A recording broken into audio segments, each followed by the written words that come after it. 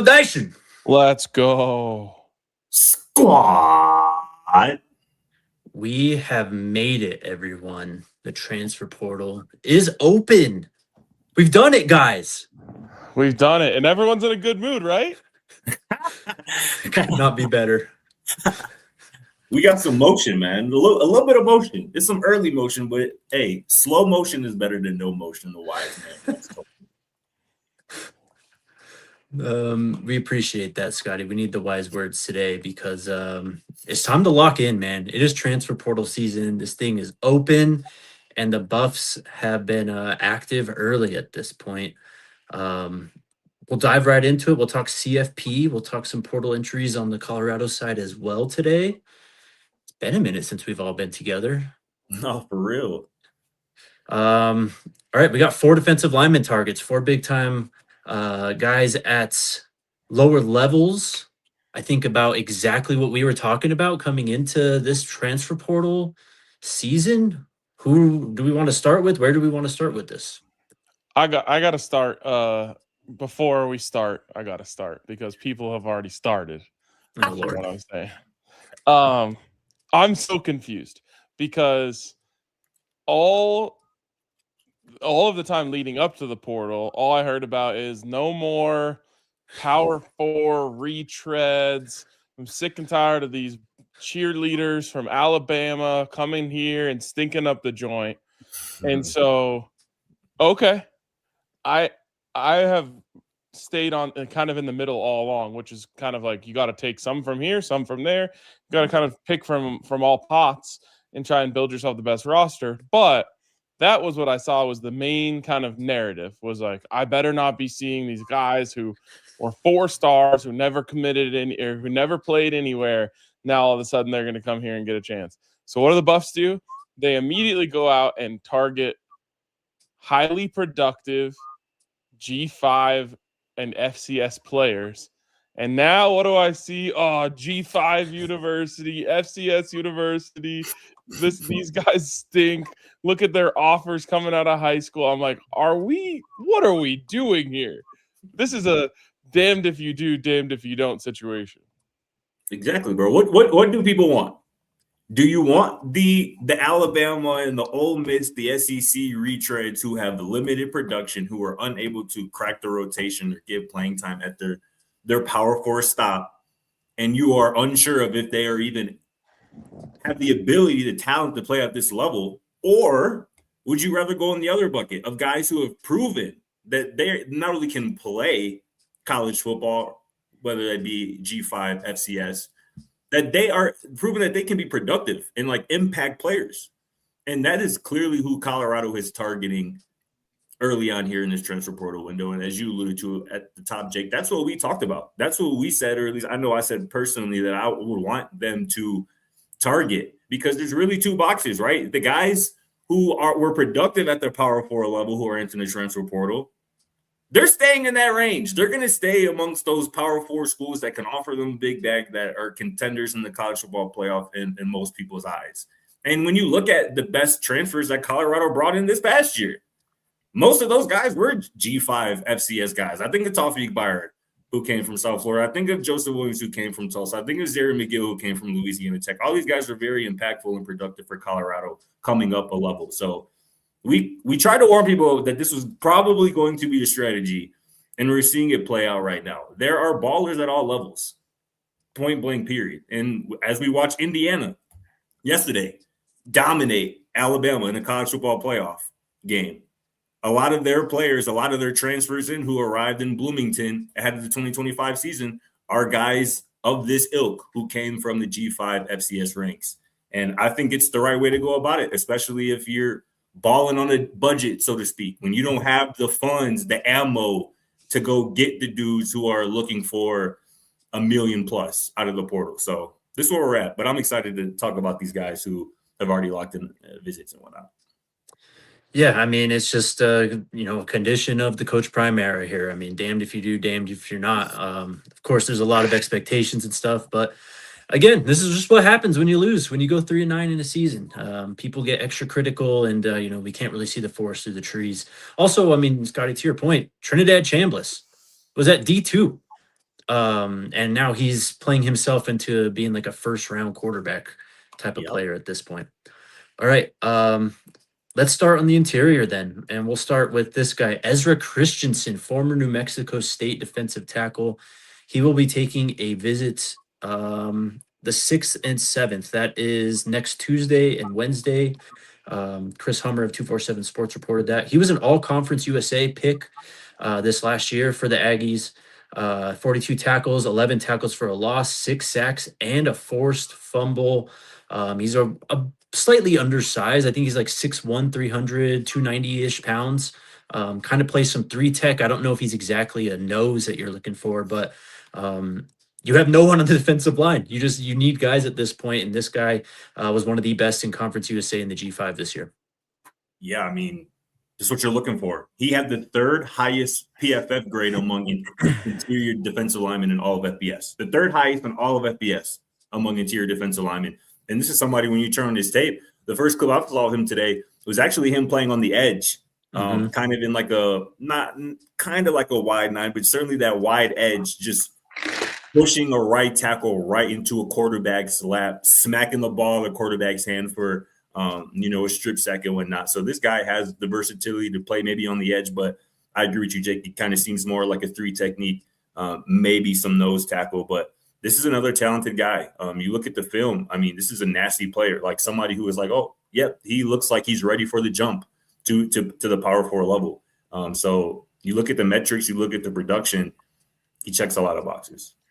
Yeah, and like you just look at these guys, and one of the ways I like to look at it is, would you rather see someone who's done it against high school players and try to project, or would you rather see it a guy who's done it against college players who might not be as high quality of college players as they're going up against, but from just a pure age perspective, you're going up against people who are closer to being men. And here's the thing with this is you're going to hit on some and you're going to miss on some. That's just the way it is. We've talked about it a lot recently about how Colorado's hit rate has to be incredible this year. And I think that your hit rate is going to be higher on players that you're not guessing as much. You're going off of real tape at the college level and having a chance to say, okay, do we think that if he can do it against that guard that's, 6'5", 310, can he do it against a guard that's 6'7", 340, right? And this is a guy who, all these guys really flash on tape and what they've been able to do. And you mentioned some of the people from last year, but I'll even go back further, Scotty, and talk about like the guys who came in from Jackson State, including Shador Sanders, which we talk about, like how he had offers from Alabama and like I think Florida State and things of that nature. And that is true. But people forget that when we were talking about his tape coming from Jackson State to Colorado, is that, well, that doesn't matter because he was doing it against players in the FCS. But then you go to like a Cam Silman-Craig, another guy who we said, okay, that guy just balls. Like he's going to be able to do it. So it's, again, to me, you talked about being strapped for cash a little bit comparatively to some of the schools that are in the Power 4 and especially the high parts of the Power 4. It's the combination of that and the lack of room for error. You have to rebuild an entire defense. You got to take and probably make less risks when you're doing this. Whereas if you have all of the pieces or most of the pieces already in place, you can say, hey, let's take a flyer on this guy who was a 5-star who didn't pan out at his first stop. They don't have nearly as much room for flyers this time around. 100%. Absolutely. You just look quickly, before we move on Christensen, you just look at some of his offers he's picked up since entering the portal. Duke, Kentucky, Minnesota, UCF, Washington, and Virginia. Those are some of the schools that have already offered Christensen since he's gotten the portal. We go on to the next one. Yeah. Christensen also played at Fresno State too. So he's kind of been around the Mountain West in these G5 levels for a while. He does have a Virginia visit coming up before the Colorado one. I think that's all he's got scheduled at this point. Let's go to another one on the interior. Mercer defensive lineman Andrew Zock. He's going to be visiting Colorado next week, according to Alan True of 247 Sports. He was an FCS All-American. 20 tackles for a loss, 11 and a half sacks this last season. Last year in 2024, he was also an FCS freshman All-American. He was named Defensive Player of the Year, according to Phil Steele this year in the FCS. He has a visit to Toledo before the Colorado one, but he's got 3 years to play too as well. So this is a guy who could potentially stay around for a while. This is the perfect. First of all, the one I'm most excited about of the 4 defensive linemen that we saw come across the board today. But this is exactly what you're looking for. You not only have the opportunity to get a guy who's already proven it at the college level and shown himself to be highly productive. You also have room for development and time to bring this guy in and see him grow, which obviously is a hard thing to do in college football these days. But when you're going into the portal and you see a guy who has multiple years left to play, that's exciting as well. He might be near the top of my list as well of guys who checks a lot of the boxes.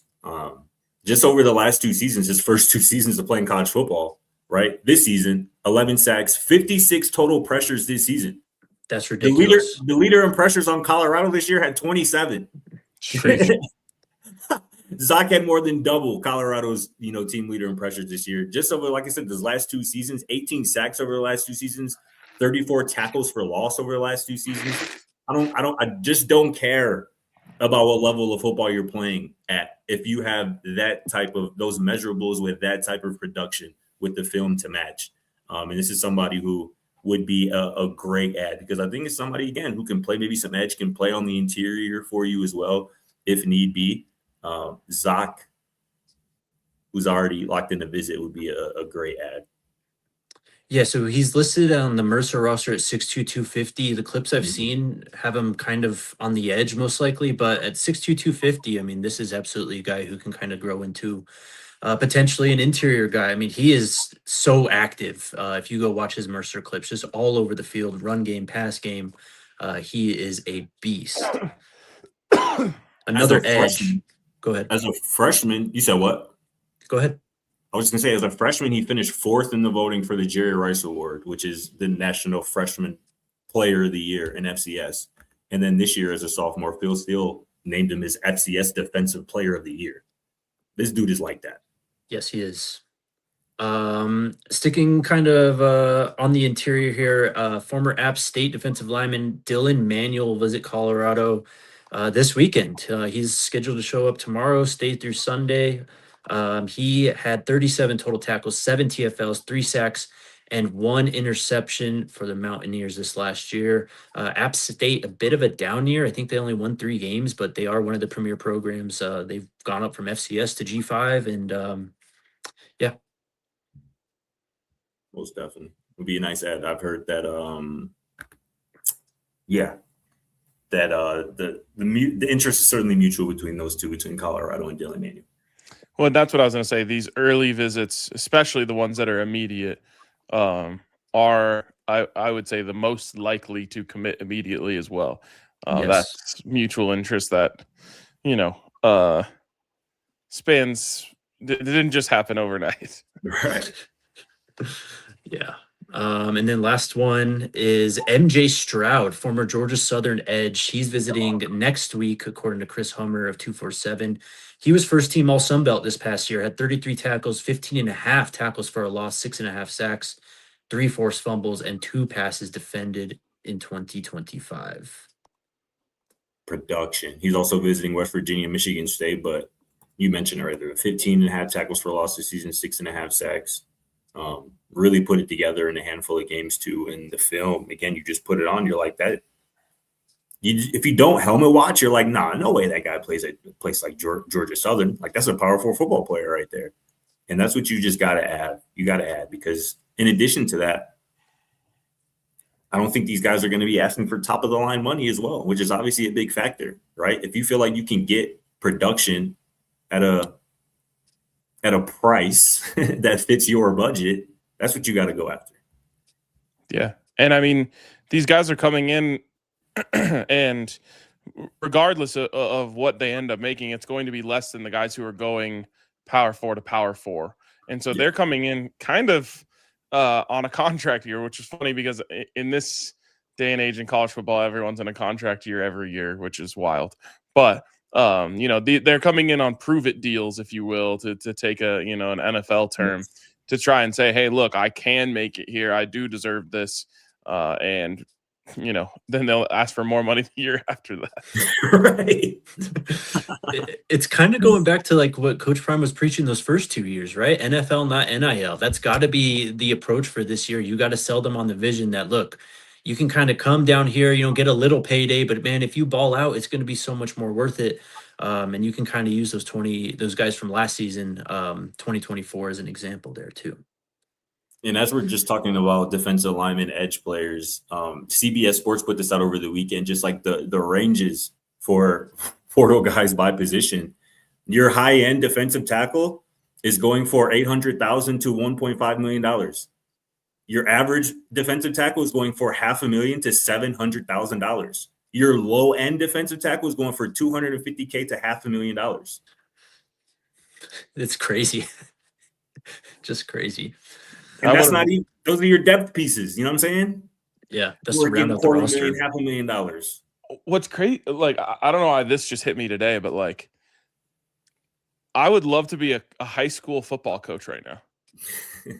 Because imagine the vision that you get to pitch to these guys that never existed before. Like before, it was all about like, hey, I'm just trying to prepare you for the college level and blah, blah, blah. And like, if you're really lucky, you can make it to the NFL. No, now you can tell like a high school sophomore, like, bro, put your head down, work your ass off for the next 2 years, and you'll be a millionaire in no time. But before you turn 21. It's insane. And by the way, did you see the Sorsby report that he might end up getting $6 million or $7 million? He will. No, absolutely he will. He will. He will. Look at the schools, LSU and Texas Tech. Yeah. He certainly will.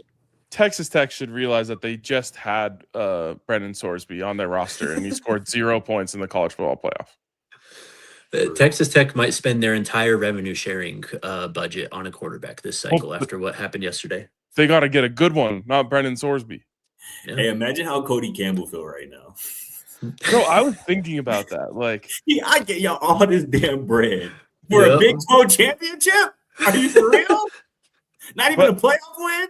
Not even a playoff point. Not even a playoff point. Hey, they've never won a Big 12 title before. It's baby steps for Texas Tech. So that's what I was thinking is I actually think they were good enough that you get to go ask for more money now.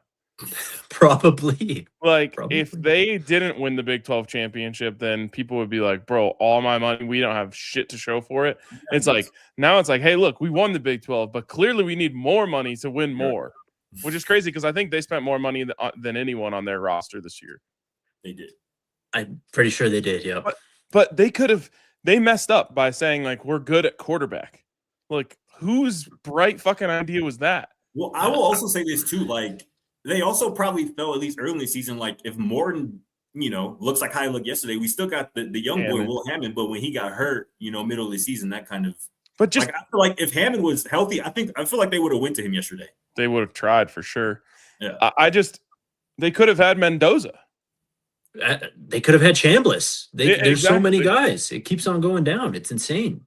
But I mean, I think they probably just saw 24 and like they were explosive on offense that year, and they just said, all right, we just need a defense. And that's pretty much what they did in the portal. They didn't really address the offense too much. So all right, let's take our first break, and then we got a couple more targets to talk about and some entries as well.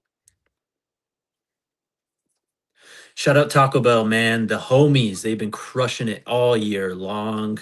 Unfortunately, Nikola Jokic going to have to spend a couple more weeks on the couch, but that's going to give him some more opportunities to maybe try that quesarito for the first time. I mean, Scotty's a quesarito champion now, right? Singing the praises of one of the most innovative menu items of all time, yeah?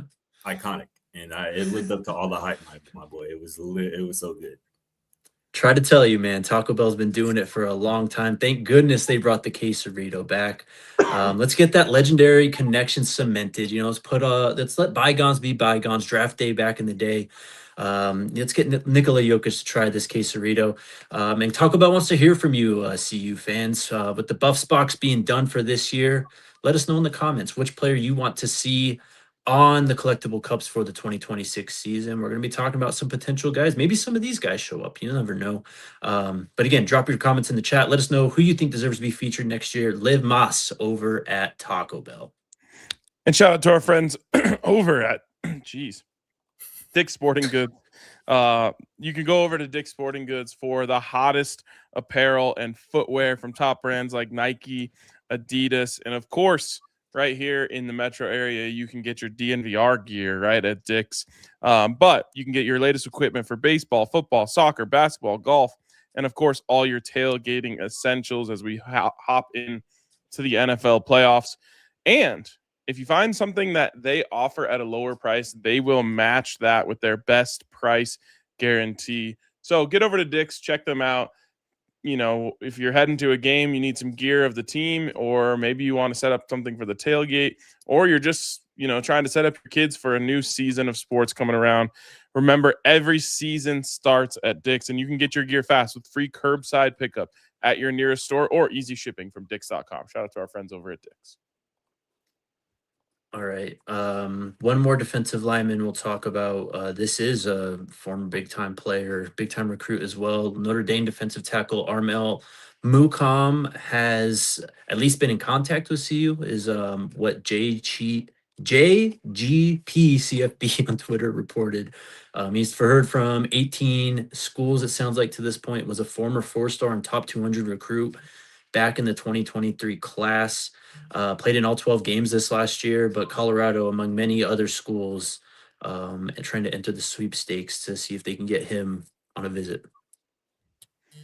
Yeah, and I mean, this is why I don't think it's right to go fully one way or the other with roster building. I think you have to really make sure you trust the people that you have in charge of watching the film on these guys and gaining intel on them.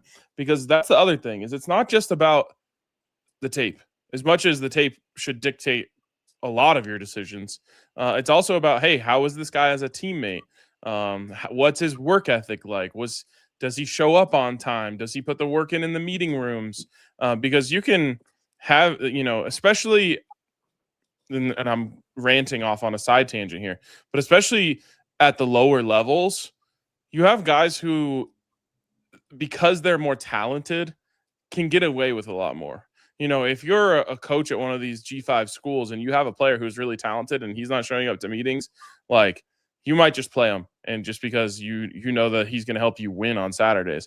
That stuff doesn't fly at the Power 4 level. So your scouting has to go beyond just the tape, but it starts with the tape, and then maybe you find out, okay, this guy was mostly on scout team this year because he had 2 future NFL players in front of him, talking now about like a G5 school or a P4 school. But we loved his work ethic. We found, you find out that he was working his ass off and he was in line to play, but maybe he didn't see eye to eye with the coaches, and now he wants to go for a new opportunity. So there's so many different ways to find guys. This guy obviously is the opposite. He doesn't have the production yet, but I mean, you kind of have to put some trust in the people that are in charge of finding these guys, that they see something in him that they want to dig deeper on. I've just become so wary of the former top 200 recruit, former top 250 recruit, because of now what I've learned just about how recruiting sites work and how they move and how they grade players and how they assign stars and rankings to players. Like, I just take that with a grain of salt, especially when a player has been in college for a season or two. You want to see production. You want to see snaps. You want to see games played, games started, as opposed to what a recruiting site thought they were as a prospect a year or 2 or maybe even 3 years ago. So that's something that I've kind of changed my perspective, my lens on as we head into this transfer portal season as well. And one other thing too, just I like that early on, as we sit here on the first day of the transfer portal opening, that the words have kind of matched the action so far, right? We heard Coach Prime say that the emphasis is going to be on defense, and it was going to particularly be in the front seven. And the first 4 names we've heard about with Richards are all defensive linemen.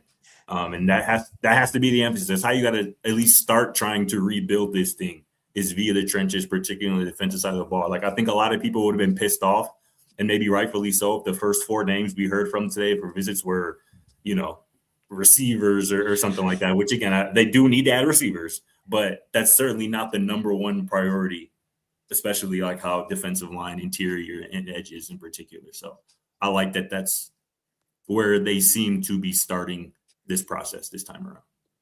To go back to your first point, Scotty, it's like when Schefter or Rappaport tweet out former first-round pick is going on. It's like you got to put that qualifier on him. Right. Yeah. And we've kind of been burned by some of those guys, former top 200 recruit and stuff like that before.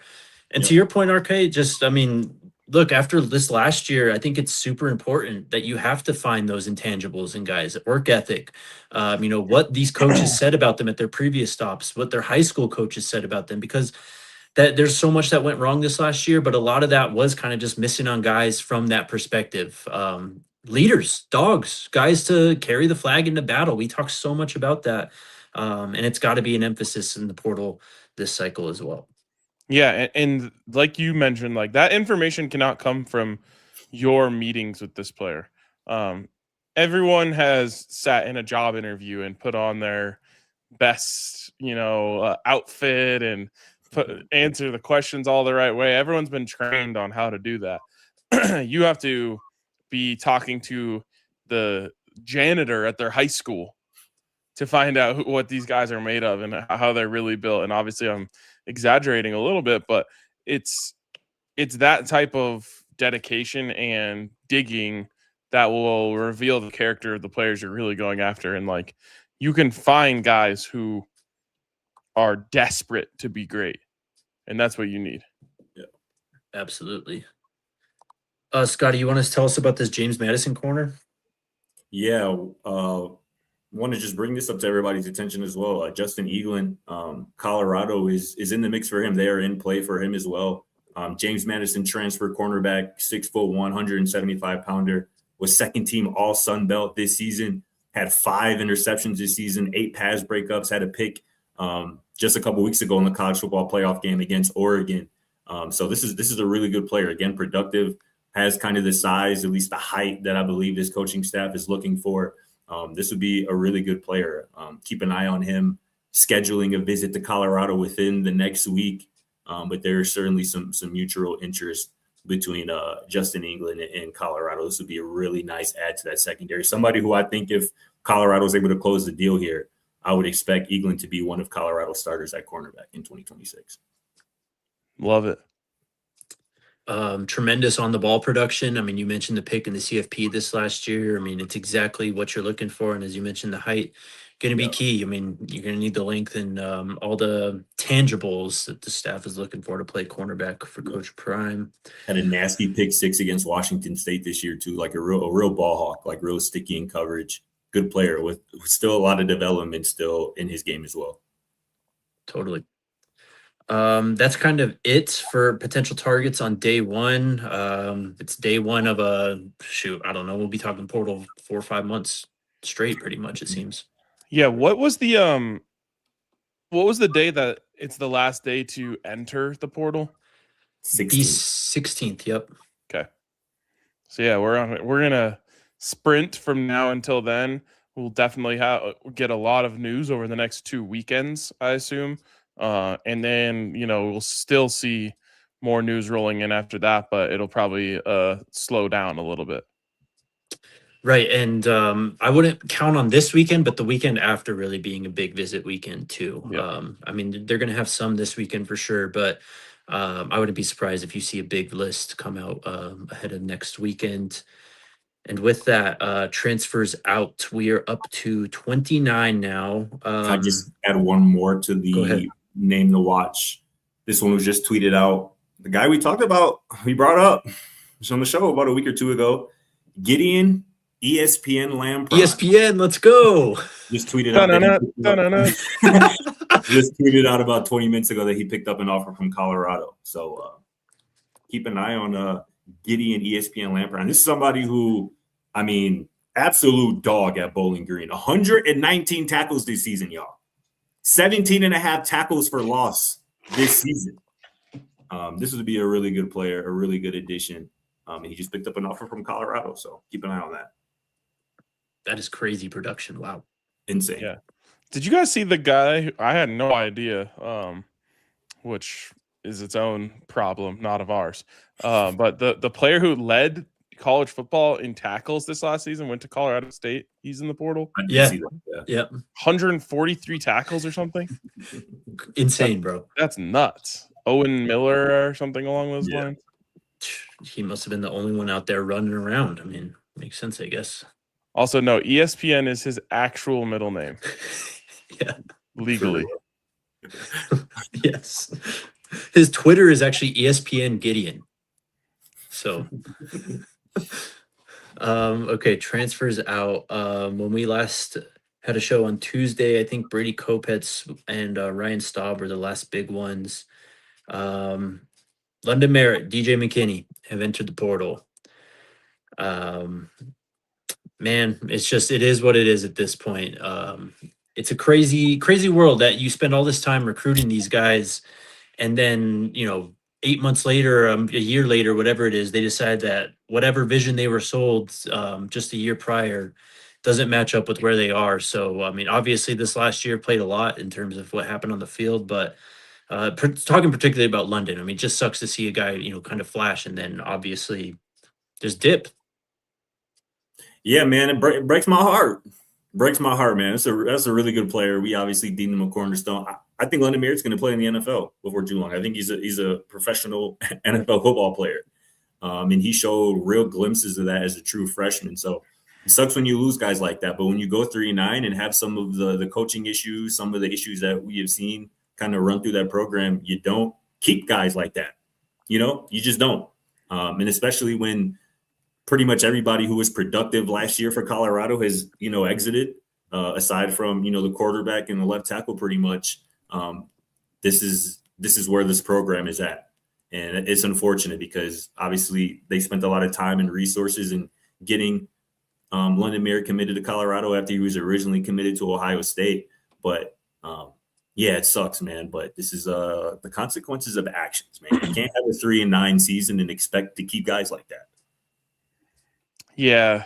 And this isn't directly about London, but just the state of things in general. Like, I have a lot of sympathy for the fans who are just saying, like, man, what am I supposed to get excited about? Mm-hmm. Like, back in the day, I used to get excited about recruiting high school players. Now you can't get excited about that because you could literally see a guy sign on signing day and transfer 2 weeks later.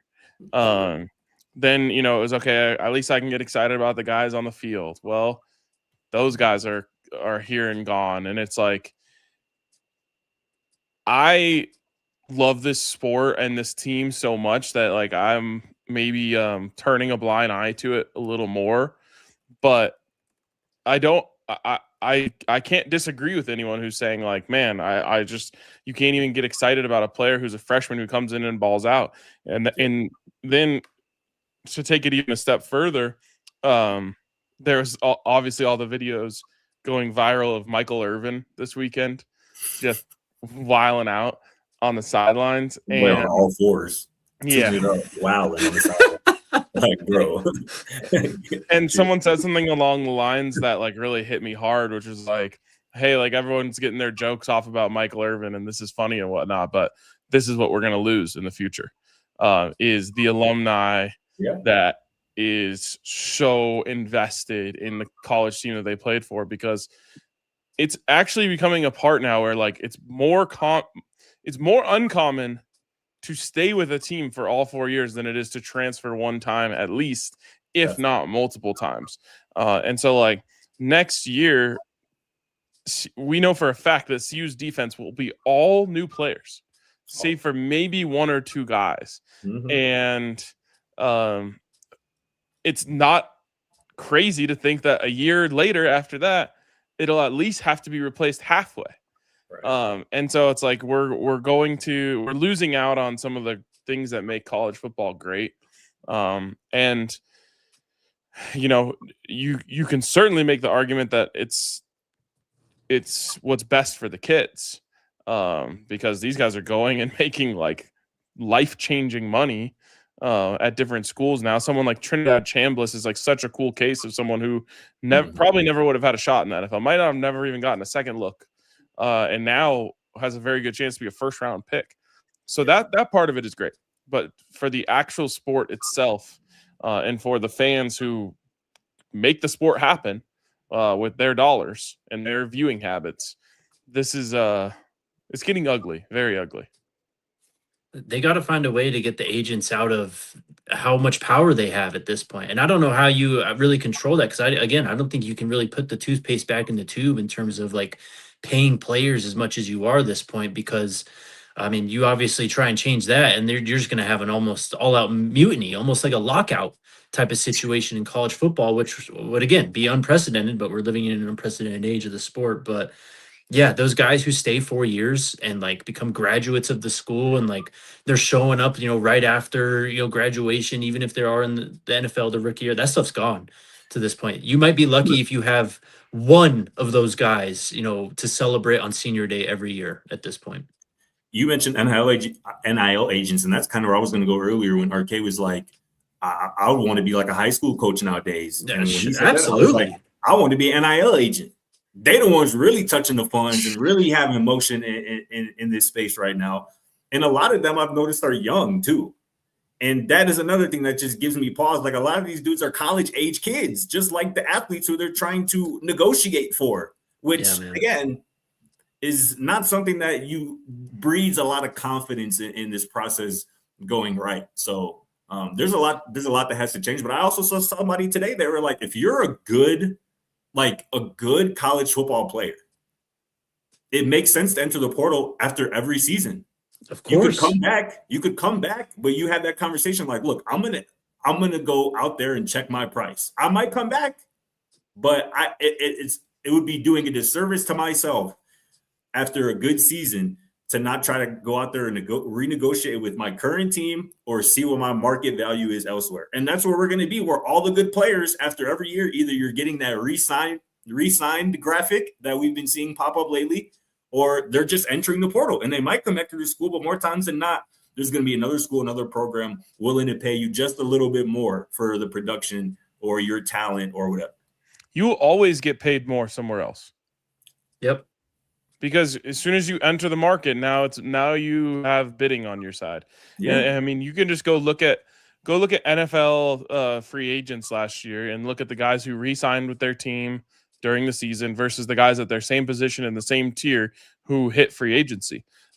Free agents are always going to make more money because teams are willing to overpay to fill a gap on their roster. Sure. And so you're 100% right that if you were a great, and just think of it for the NFL, if you could enter free agency every single year, you would make so much more money for sure. And so again, as much as we love school pride and tradition and guys who want to play for the name on the front of the jersey, if you're coming from a family who's never had anything and your goal is to set your family up as well as you can while you still can guarantee that you can do that, I don't blame anyone for going to 4 schools in 4 years, making $500,000 to $1 million more each time, and sending it home, and and keeping whatever they want for themselves. I mean, that's just business. Business. The bottom line is the dollar. But I mean, look at Alexander McPherson. Schools of early interest for him: Penn State, Vanderbilt, Ole Miss, Auburn. Tawfiq Byard, early schools to watch for him: Texas A&M, Tennessee. Like that's what you're up against. That's what you're up against, not only from a football program perspective, but from a compensation perspective as well. Yep. I mean, I don't know how this gets fixed though. I don't know how you, like the NFL, there's like ways to, I mean, you sign a contract, a guy gets drafted, they're there for 4 years, right? Like you can't negotiate during that point. They have to wait that full time until they enter. Even then, if they decide to or they want to be a free agent. The teams have tags and stuff to, to kind of keep their team in place. Like, I don't know how you implement any of that stuff in the college type of system. And frankly, the NCAA has no power at this point to implement any big changes, unless the SCORE Act's, going through Congress and all this stuff right now. It's just such a mess. Like, even as you try to pull on the threads to untangle this crazy yarn, it's just all of a sudden there's another ball of yarn in the already tangled mess. It's insane. Facts. All right, let's talk some CFP on the other side of this break. Shout out to Toyota, the official vehicle of DNVR. They've been doing it for generations, and trucks have always been a part of their DNA. I'm out here in Utah. If it was a little bit colder, it's not quite as warm as it is in Denver, but if it was a little bit colder, I'd be living in the North Pole basically the last 3 days with the snow. I would have needed a Toyota to just get around out here, with how durable, dependable, and just how awesome they are. They've got tons of options for you as well. They got 17 models available all-wheel drive or four-wheel drive, including the Epic 4Runner. They also offer the most low and zero emission vehicles combined than any other automaker, and they got 16 different hybrid trucks. You can also do kind of a blend with the Tundra iForce Max hybrid truck. And as you know, their SUVs are world-class as well. Visit your Front Range Toyota stores at a location near you: AutoNation Toyota, Arapahoe and Centennial, Corbin Toyota in Boulder, Groove Toyota in Littleton, Mountain States Toyota in Denver, Stevenson Toyota East in Aurora, and Stevenson Toyota West in Lakewood. Toyota is a proud partner of CU Athletics and the official vehicle of DNVR. Let's go places.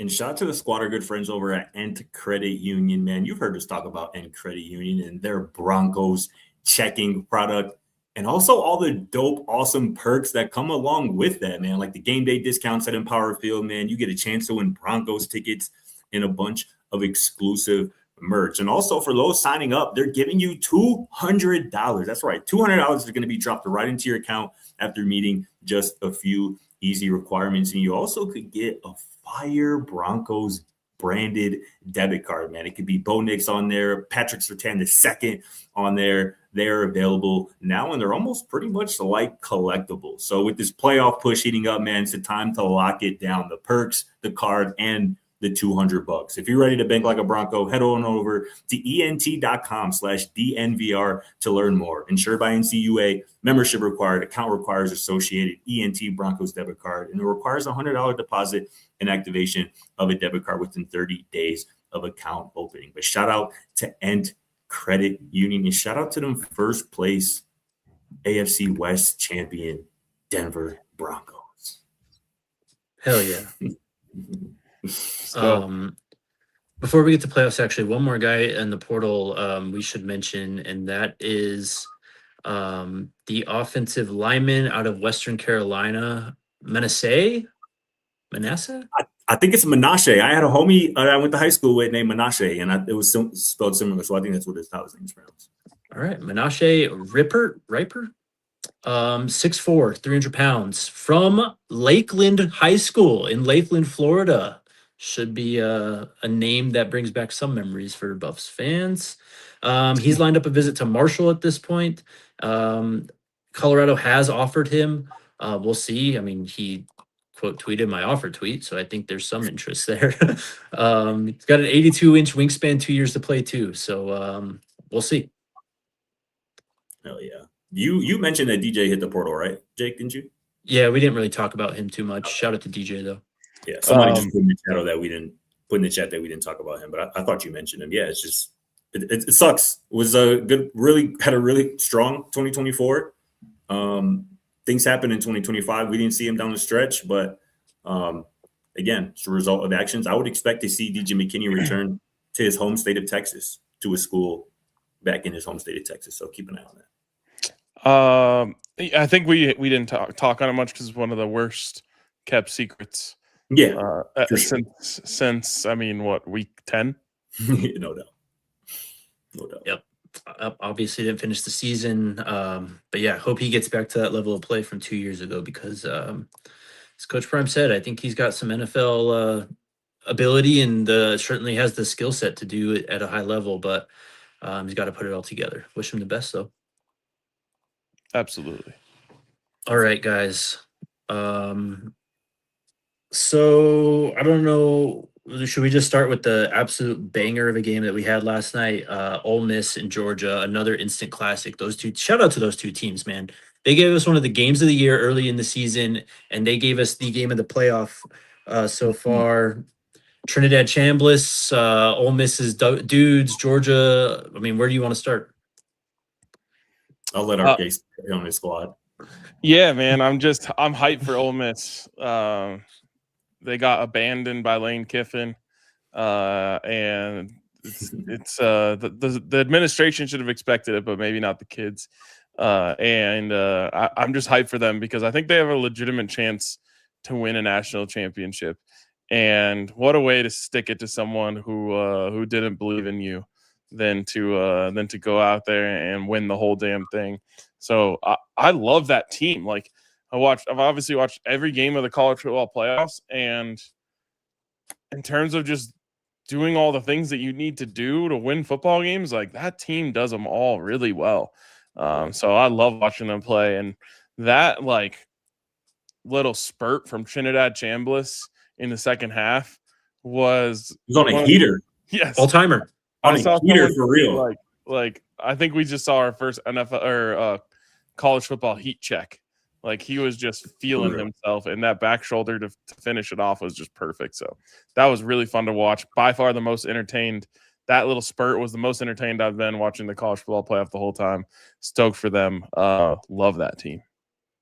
Yeah, that was sick. I know. Did y'all see today about Ross Dellinger reporting that it remains unclear 6 Ole Miss assistants who have signed with LSU will coach. It's unsure if they're going to coach the Rebels in the semifinals. And then somebody added onto that report saying that an LSU source said that sustaining this much longer was not realistic, and that I heard this during the game for the first time, but that Ole Miss is preparing a tampering allegation against LSU, which makes a lot of sense. Like, y'all literally have the coaches in the building, and you think they're not telling them to go to LSU, following LSU, but this is crazy. And that's why I think Ole Miss is great, but I don't know if I can really back them in the semifinals if, 6 of their coaches are be like, hey, I got to.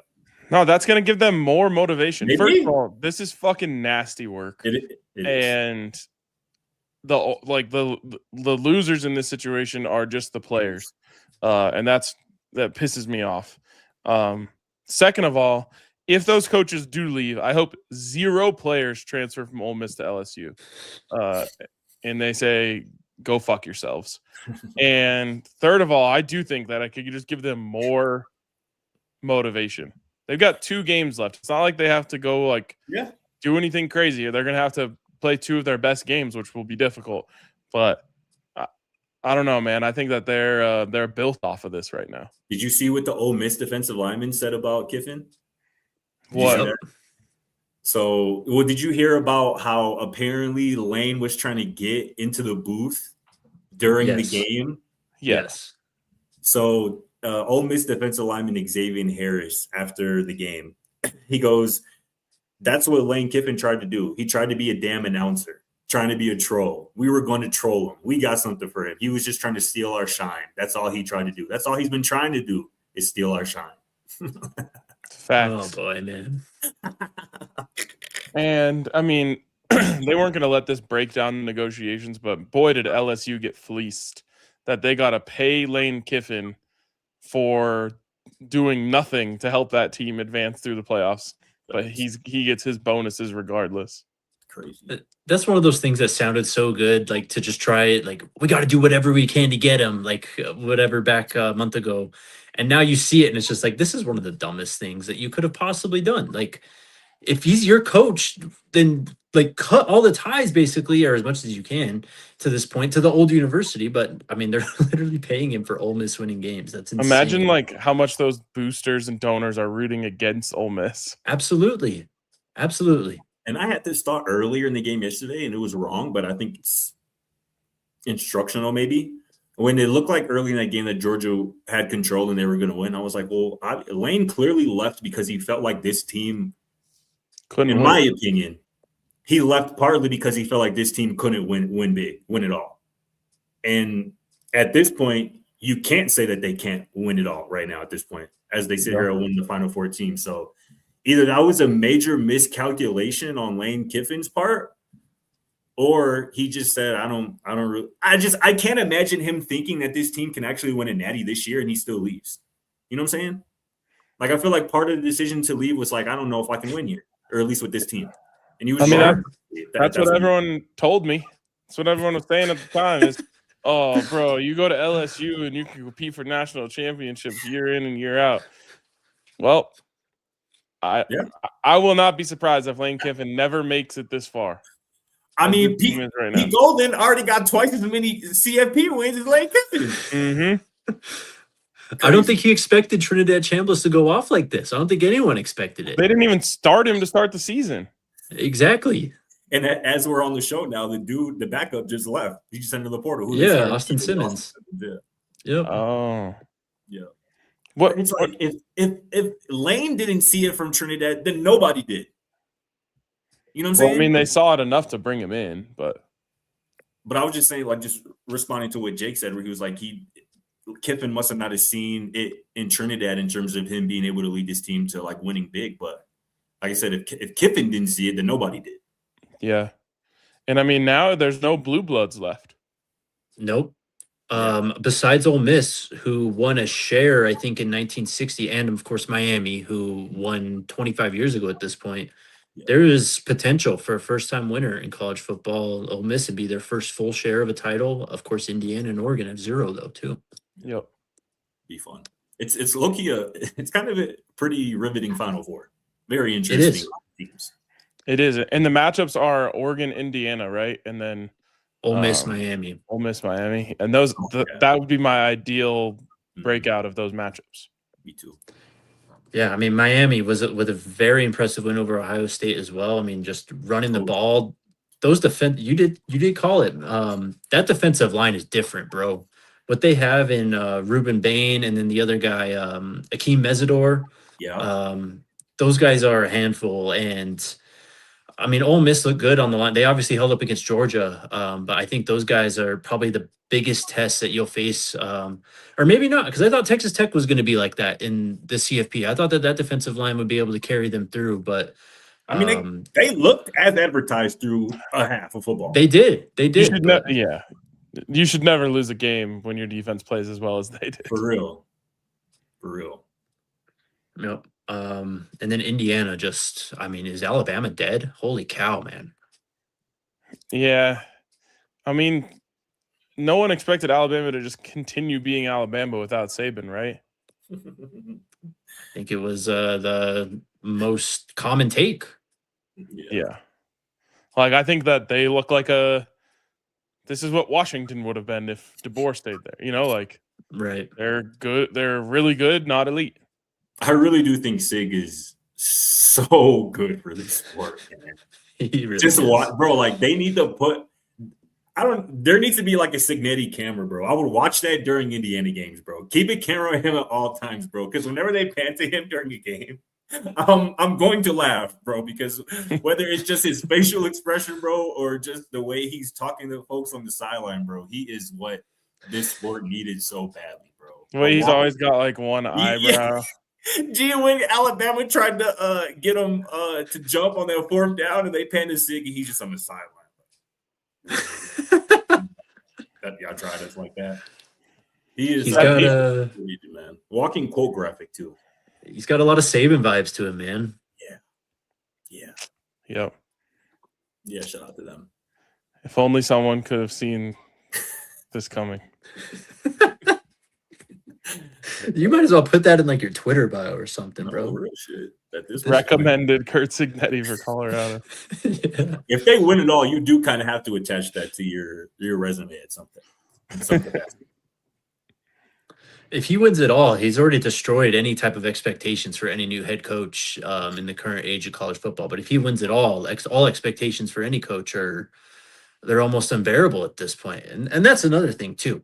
People are going to say, like, I want the next Signetti. I heard people saying that about the Michigan job that opened up. Like, I just want the next Signetti. It's like, man, do you realize now that you're basically asking for like the next Kirby Smart or the next like Nick Saban? Like, you're literally asking for like the top guy in the sport. Those things don't grow on trees. Yeah. And you saw the 4 head coaches in the final or in the Final Four, like all are Saban. Yes. disciples. Yeah. Yes. No way. All of Yeah. them. Every single one of them. Yeah. And also this is Signetti's second year coaching Indiana, right? Third. Same his time third as year? Coach Prime. Mhm. Okay. Is this DeBoer's second or third year coaching Bama? This is his second. Okay. Yep. I was gonna say, so Saban really walked out the game at the same time that Signetti came to Indiana. Like, I think there's some type of, I don't know, mojo with that. I don't know. One legend walks out, one comes in. I don't think Signetti was ever coming back to Alabama with the path No, that he not to decided them. to I'm take. just saying, like, the figurehead, like the coach in college football, right? It was Nick Saban yeah, for yeah. the longest time. You know what I'm saying? And like, is it not Signetti now? It has to be. Not? I saw somebody talk about today. Is he not the best coach in college football right now? I mean, he is quite Without- obviously. Out of doubt, yeah. So, And his transfer portal model is basically what we've been talking about in the lead up to this portal opening, and it's how, I think Houston kind of has done that too with Willie Fritz. That's how he built up Tulane. That's how he's built up Houston. You're seeing, those schools like that. If you're not a Miami, a Georgia, Ohio State, Oregon, whatever it is, and you're not, flush with cash to just pay out everyone, that is the model for these teams who are not the quote unquote blue bloods. no doubt. Facts. All right. All right, Alyssa, throw up anything in chat if we have it. Otherwise, we will wrap up. Y'all see that boy Avery Johnson going back to K-State? Yeah. Yep. Good for Yep. Pretty interesting. Hey, Northwestern is kind of cooking right now. From I a can't coaching even- staff perspective. Yes. Adding Chip, obviously, as OC, I was like, oh, whatever. But adding Neuheisel to go along with him as Yeah. quarterback's coach, they are going to be dialing some stuff up. Yeah. They They were are going to bad be very this year. creative and explosive offensively. I'm guessing Neuheisel did Neuheisel and Chip overlap at They UCLA? might have. Yeah, they might have. Yeah, UCLA, yeah. So that makes sense.